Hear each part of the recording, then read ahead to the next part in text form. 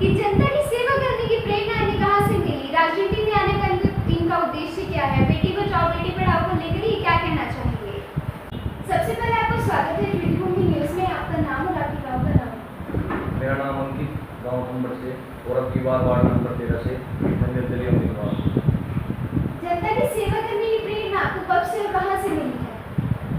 मैं लगभग आज से 4 साल पहले महर्षि मार्कंडेय विश्वविद्यालय, वहाँ से मैं सत्र अध्यक्ष रहा था। उसके बाद से तभी से मैंने राजनीति में थोड़ा सा अपना सक्रिय होना सोचा कि घर और समाज को देखते हुए कि युवाओं का और समाज के कुछ योग्य पुरुषों का राजनीति में आना बहुत जरूरी है। चुनाव लड़ने का मेरा मात्र एक उद्देश्य ये है कि आप ये देखो कि हमारे विधानसभा के चुनाव होते हैं, पहले मेंबर ऑफ पार्लियामेंट के चुनाव होंगे, फिर विधानसभा के चुनाव होंगे।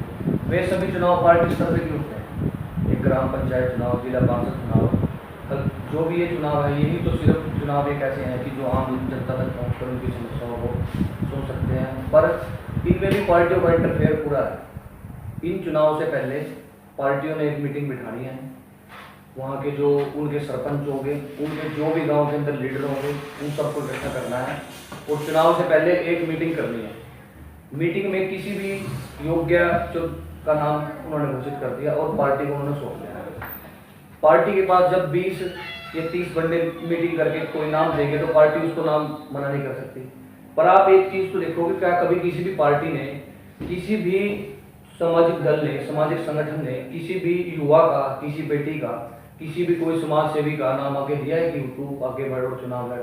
ऐसा तो कभी नहीं हुआ, क्योंकि उनका चुनाव लड़वाने का सिर्फ और सिर्फ उनका अपना एक कारण है कि उनको अपनी निचले स्तर पे उनको अपनी पार्टी मजबूत करनी है।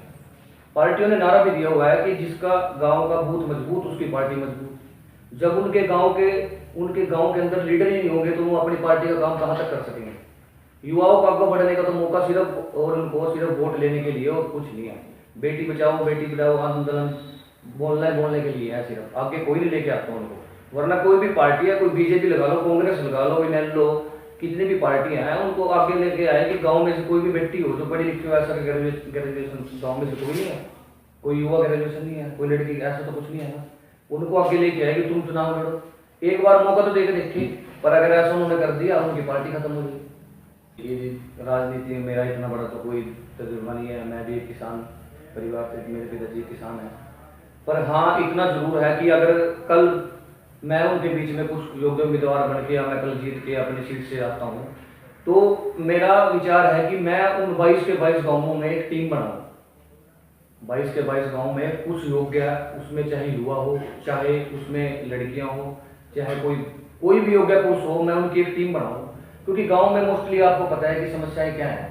पेंशन की समस्याएं होंगी, राशन कार्ड की समस्याएं होंगी, किसी के साथ कहीं पे जाना हो गया, कहीं पे भी मेडिकल सुविधाएं होगी, बीपीएल कार्ड जो सरकार के द्वारा सुविधाएं प्रोवाइड करी जाती है, आम जनता सिर्फ उनको जाती है, इससे ज़्यादा कोई किसी को लेके नहीं जाता है कहीं पे। ये समस्या है कि उनकी एक टीम बनाया जाए, वो जिसको भी समस्या है वो उसके पास कॉन्टैक्ट करे, वो मेरे साथ कॉन्टैक्ट करे और मैं उनके साथ कंधे से कंधा मिलके चल के साथ उनकी समस्याओं को हल कर।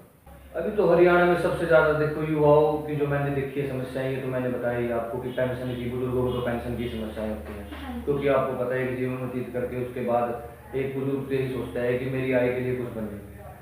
उसके बाद युवाओं में अपने हरियाणा में सबसे ज़्यादा नशे की समस्याएं आज के टाइम में। उसके बाद गाँव के अंदर महिलाओं की समस्या है, बेटियों को कहीं कॉलेज में जाना पड़ेगा, उनके पास कोई सुविधा नहीं है कहीं पे जा सकें। यही मोस्टली समस्याएं हैं। घर गलियां ये तो सब बनती ही जा रही हैं, वैसे तो कोई।